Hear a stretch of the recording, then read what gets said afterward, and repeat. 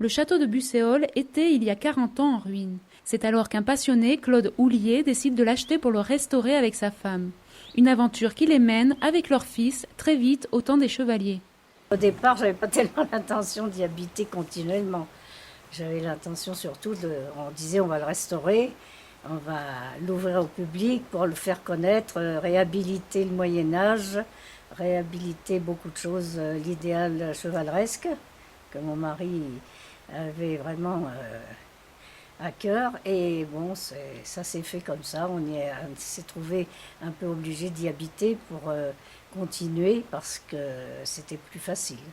On s'est installé au château d'une façon peut-être assez précipitée, puisque je pense qu'on n'avait pas encore Il n'y avait pas l'eau. l'eau. Il n'y avait pas l'eau et l'électricité. On n'avait pas encore l'électricité. Il a fallu que... On s'éclairait encore avec les bougies et des lampes à pétrole. Et on allait chercher l'eau dans des jerrycans. C'était une distraction d'ailleurs pour moi, oui. À la fontaine du village. On passait un petit peu pour des fous, quoi. Un petit peu, oui. Plus de 25 ans de labeur ont été nécessaires pour le remettre en état. Eh bien, la végétation recouvrait partout la salle. Et bien sûr que les murs étaient encore sous les gravats et les broussailles. Seulement, voilà, il a fallu reprendre tout le haut des murs. Après, on a remis en place la cheminée qui était sous des mètres cubes de terre et de gravats aussi. Et donc, on l'a remise en place, sauf une pierre qu'on a été obligé de refaire puisqu'elle manquait. Voilà, alors donc c'était quand même une belle pièce et ça c'était une cheminée qui valait la peine de sauver aussi puisque c'était une cheminée qui fait partie des 4 connues en Europe. On a travaillé de nos mains, hein. On n'a pas tout fait faire sauf le gros œuvre, mais tout le reste, le travail a été fait par mon mari et moi-même avec les carrelages qu'il a lui-même peints et donc il a refait tous ces carrelages émaillés pour mettre dans la grande salle, comme c'était avec les modèles qu'on a trouvés sur place à certains endroits.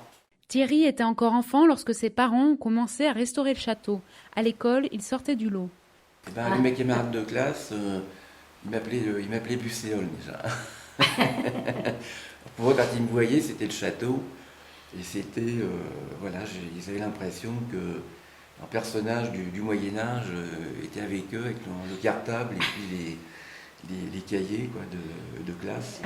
Des souvenirs, le château en Recelle, vieux comme plusieurs siècles, ou alors plus récents comme ceux de ses actuels habitants. Les souvenirs d'amusement, généralement, c'était de revêtir un plastron d'armure avec un aume et puis une épée sur l'épaule. Généralement, avec un copain, on allait chercher en armure des chewing-gums puis des bonbons au café du village. Meilleur souvenir, c'est le moment où on a fait l'inauguration avec les trompes de chasse, qu'on a eu une fête qui était en somme l'inauguration, et aussi l'EDF qui avait illuminé le château en 1991, qui a eu une très belle soirée de fête avec plus de 2000 personnes qui étaient là devant le château. Le plus mauvais souvenir, c'est en l'an 2000, avec la foudre qui est tombée et la tempête qui a été dans la même année, pour ainsi dire. 23 mois après. Ah oui.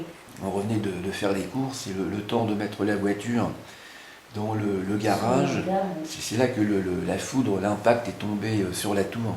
Donc ça a été une lumière vraiment incandescente, énorme, blanche. Puis alors une explosion, les pierres qui sont tombées, devant nos yeux. Du créneau à la verticale qui ensuite ont rebondi sur le rocher. Et même on avait un morceau de rocher qui était coincé sous l'un des pneus de la voiture. Donc là c'était vraiment l'angoisse, parce que j'ai même vu de la fumée qui sortait des toitures. Et je me suis dit, là, ça commence à brûler. Et j'ai pensé d'un seul coup aux 40 ans de travaux qui étaient effectués. Et je me suis dit, en quelques minutes, tout va disparaître. Par chance, tout n'a pas disparu. Et après de nouvelles réparations, le château se porte mieux que jamais, la porte ouverte aux visiteurs.